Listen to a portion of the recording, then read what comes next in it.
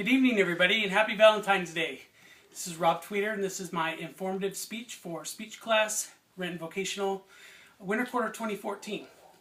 This is my 5-year-old son, Ryan. Hi. He's going to be our patient tonight. For my speech, I'm going to show you how to do a basic splint on a possible fractured forearm.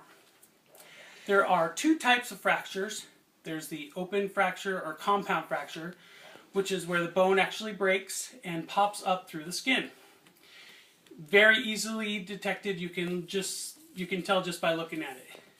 Then you have the closed fracture, which is what we're going to be dealing with tonight. Unless there's an obvious deformity, the only way to tell if you have a closed fracture is by having it x-rayed. So, the 5 types of splints that are used for splinting are what we're going to be using tonight is the rigid splint, which is made out of fiberglass. Very light gauge metal that's easily bendable, but will still immobilize the arm. You can get these at pharmacies or drugstores. Then you also have the traction splint. Traction splints are used for leg fractures. It keeps your leg completely straight and immobile until you get to the hospital. Then you have the vacuum and the pressure splints, which are basically the same thing, except they're made out of it's kind of like a beanbag chair filling, and you pump them up. Once you get it on the arm, you pump it up with a bicycle pump, and it actually tightens up around the arm or the leg, whatever you're trying to splint. The only bad thing about that is you can pump it up too much and it will cut the circulation off. And once you have no blood flowing through the area that's been injured, you're just going to make it that much worse. And the last type of splint is called the improvised splint, which is using whatever you got around you at once. You can use a pillow, you can use rolled up newspaper or rolled up magazine for stability, some tape, just as long as you can keep it immobile until you can get to a hospital or a doctor's. So, the first thing you're going to want to do, you come across a young man like this who's injured his arm, and the average person who doesn't have a lot of medical background, the best thing to do would be to call 911. After you call 911, you want to try to immobilize the arm. Keep it from moving as much as possible, but you got to check and see what you got. So if Ryan had long sleeves on at this time, I'd take a pair of scissors and I'd cut through to see what I had. So if this were an open fracture, there'd be lots of blood. So you definitely, especially if it's not your son, you'd want to have a pair of gloves handy. You don't want your blood, their blood all mixing together. So it's a good idea to just have a pair of gloves readily available. You're going to check the pulse. Make sure that you got a pulse, make sure nothing's hindering the flow of blood. And you have a very good pulse. You never ever, especially if it's an open fracture, you never ever want to intentionally try to realign the bones. That's going to cause way too much more damage. It could possibly do more damage than's already been done. So keep the arm as still as possible, but then you can still get a good look at it. So again, if this were an open fracture, there'd be a bone sticking out, very visible.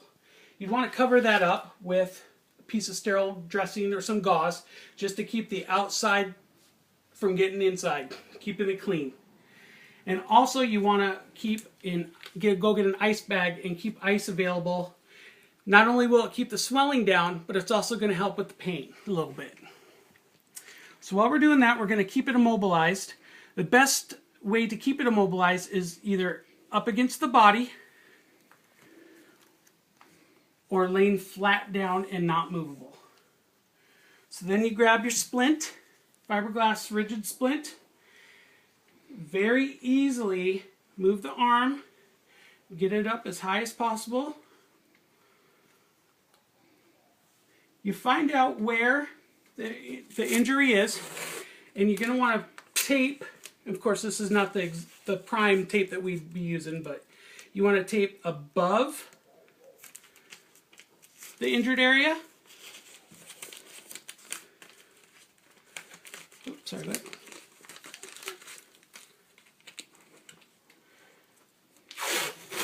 And you want to put some tape just below the injured area.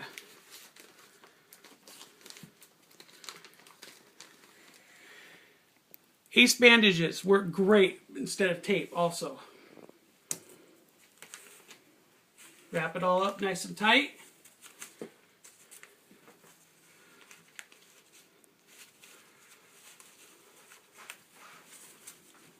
And I'm not going to put it too tight on him because this is just for an example.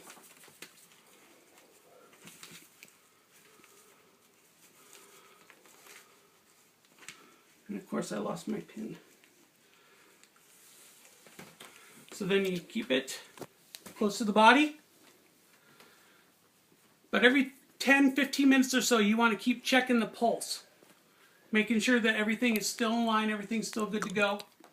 And you also want to keep an eye out for the signs of shock.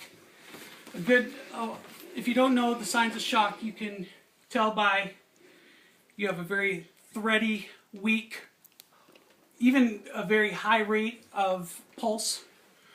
Skin's going to be cyanotic, which is white, looking for blue around the lips.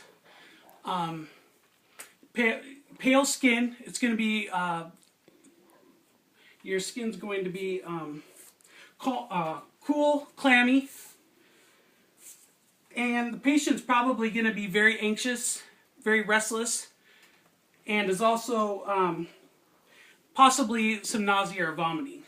So you want to keep an eye on that. If that happens, you want to lay the patient on their back, lift their legs up so that the blood will flow into the core. So to keep this immobilized, you keep it as close to their body, keep it above the heart, because that will keep the swelling down also. And like I said, every 10-15 minutes, keep checking the pulse. Get them to the hospital as soon as you can. If you're older like I am, and this were actually me, and I was all alone, I would probably call somebody to take me. It's not safe to drive into the hospital by yourself. So either have somebody take you or have an ambulance come and pick you up and take you in. So this is how we do a basic splint on a possible fractured forearm. Have a good night.